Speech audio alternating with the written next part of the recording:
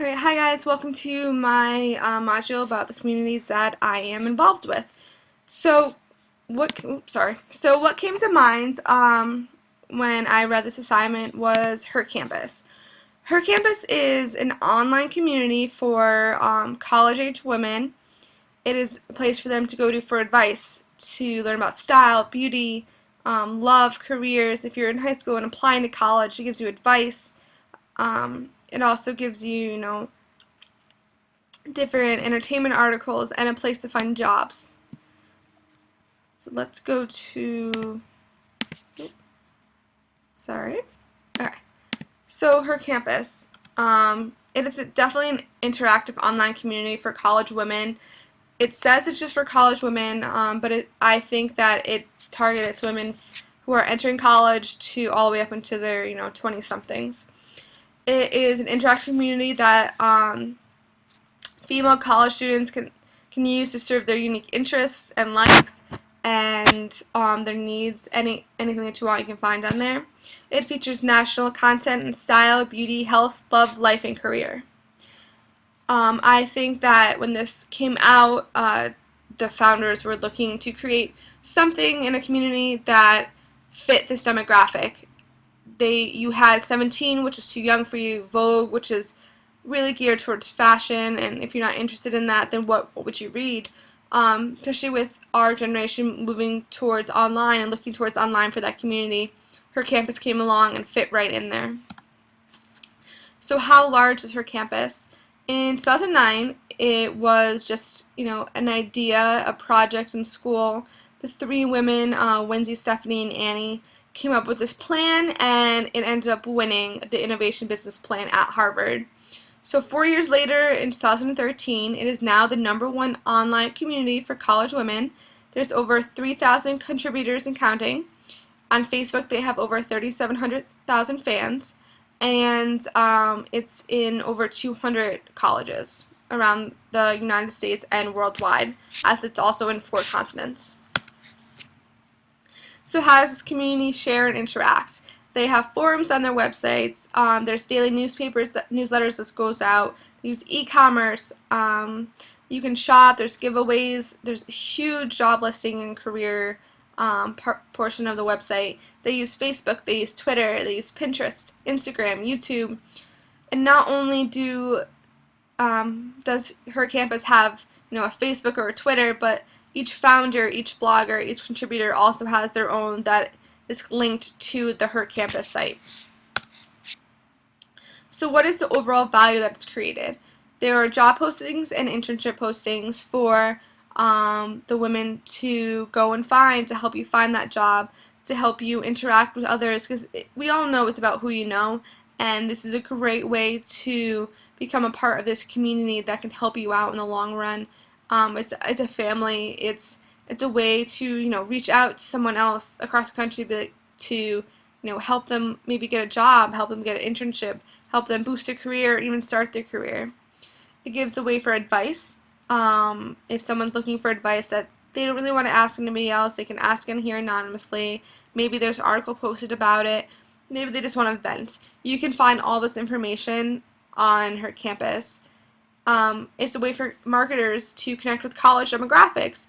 If you are someone who is marketing towards the 18 to 25 college student, this is a great way for you to market, is to get onto Her Campus, because women are reading this.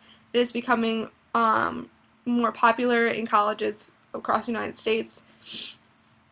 They've also won a variety of awards to show you just what the value is in Her Campus. If you go to their website, you can see the list of awards that they've won, because their idea was great. It was inspirational. People, women were looking for this. It wasn't just another site. It was a site that really connected with the college student and made them want to read and made them want to contribute to this website. So their proportion of members, so the creators. This would be the 3 women who founded the site. The critics would be the contributing writes, or the writers, would be 26. The contributing bloggers, which are 17, and the campus correspondents, which are 20 plus. There's so many, it's in over 200 plus campuses. but the majority of them would be the spectators. There was people such as myself that just go on and read when we can, if we're commuting, if we're on lunch, and the collectors are also a very small portion of them. So let's just talk about some personas here. So Stephanie Kaplan, she is the CEO and editor-in-chief of her campus. She helped to grow her campus to over 1.4 million monthly users in over 4 continents and in over 200 campuses. She's graduated from Harvard with a degree in psychology, and she's also a member of Delta Gamma. She is responsible for hiring the editors, hiring the journalists. So when her campus was an idea, it was her job to go out and find those people to help make her campus what it is today. Find those writers to make the advice columns. Find those people who would connect with a college student. Just to find those journalists at colleges who just wanted to, get their name out there and see their name on paper. Demographics are obviously a female. She is in the age of 20 and 26. And I'm not really sure on the money. You can't find that anywhere as much as I researched, but I'm assuming she makes anywhere from $100,000 to $200,000 a year. She's also a suburban. She's from the South. She now lives in New York City, so she would have transformed to an urban, but initially that's where she's from. That's where she's homegrown. So some identifiers are she's a health nut. She likes to run in marathons all the time, stay healthy. She's a part of organizations that are for, healthy recipes. Her and her fiance go hiking, and she's very family oriented. She talks about how she goes back and visits her sisters at her family's farm, and then will go away with her fiance. So the online activities are very advanced. She's obviously one that helped create this website. She uses Facebook, Twitter, Pinterest, her campus, Blogger, YouTube. Just Google it. You can find all the links that she does use. So one of the quotes that I really liked from her that I found was, "The 9 million college women in America are a demographic with a unique set of needs.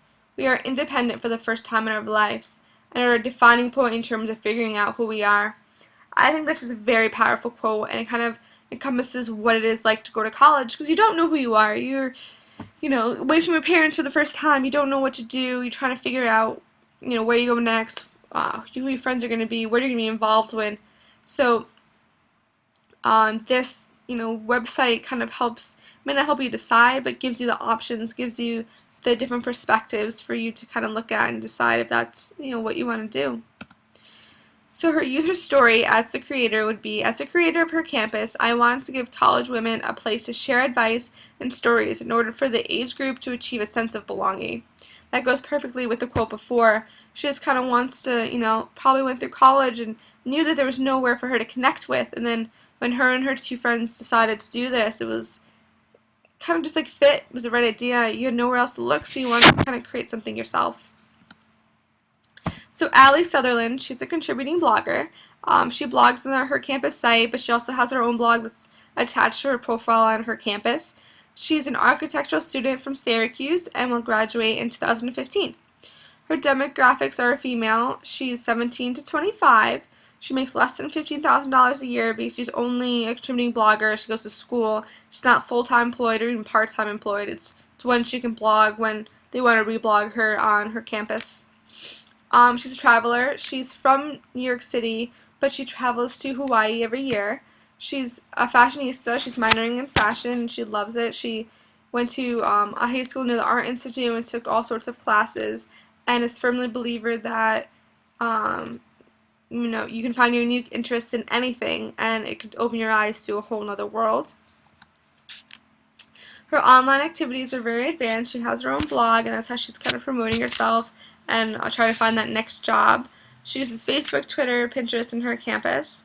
Some quotes I found of hers was, "I believe that fashion is an extent I am of the same principle on a more personal level. Every decision and association is rooted in a rich historical context, and a person's unique experiences determine their taste." I think that's absolutely correct. My experience when I went abroad is probably different than the next person's experience. What I think is different than what they think. It's all about how you perceive things and how you put it into your mind, and how you kind of see the world. Everyone sees it differently, and everyone will get a different lesson, or they'll see things differently depending on what they've been through or how they just like their view on life.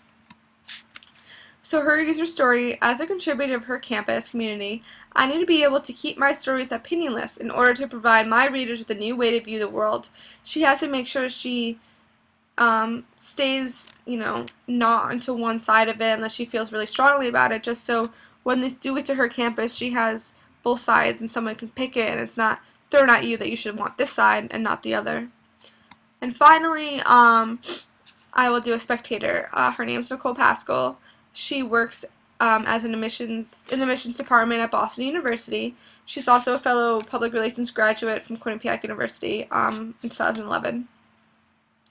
Demographics are: she's a female, 20 to 28, makes about 35 to 50, and she lives in an urban atmosphere because she lives in the middle of Boston. The identifiers are: she's a traveler. She has studied abroad with me when I was in Italy. She's very energetic. She's the party planner. She plans all of our events, and she's very, very proud to be from Boston. Her online activities are intermediate. She doesn't use them for a job. She uses them like everyone else would every day. She uses Facebook, Twitter, Pinterest, and her campus to kind of like look at articles. So some quotes are from her. It would be: I'd be the coordinator for our events. She looks, she plans everything. She's looking to find different fun things to do. Now that she works for Boston, she kind of goes to her campus and sees what there is around for us to do. And then: you never guess what my kids did today, which kind of ties into the whole her campus situation because she works for a university. She has, a staff of admissions students, and she like sees how, how they're all over the place, how they don't know who they are, and for her to maybe show them the site. I don't know if it would help or not, but, be like, hey, look, here's a place you can go to for advice. So, yeah, and finally, her story would be: as a spectator of her campus community, I need to be able to read stories and advice in order to not only give advice myself, but to inspire my admissions workers to read her campus too. So if one person reads it and gets value out of it, it's definitely a way to pass it forward, pass it on, have other people read it. That's how communities work, I think. It's a word of mouth, you get involved, and then you tell the next person, and they get involved. So it's kind of like a domino effect for everybody within each community. So, yep, that's my communities for this module. I would definitely advise you if you want to go check out her campus. It's a very interesting read. There's so much to do, so much to be occupied.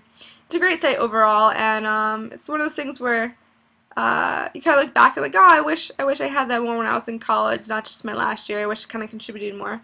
But yep, that's my community I'm involved with, so we'll see you all next week.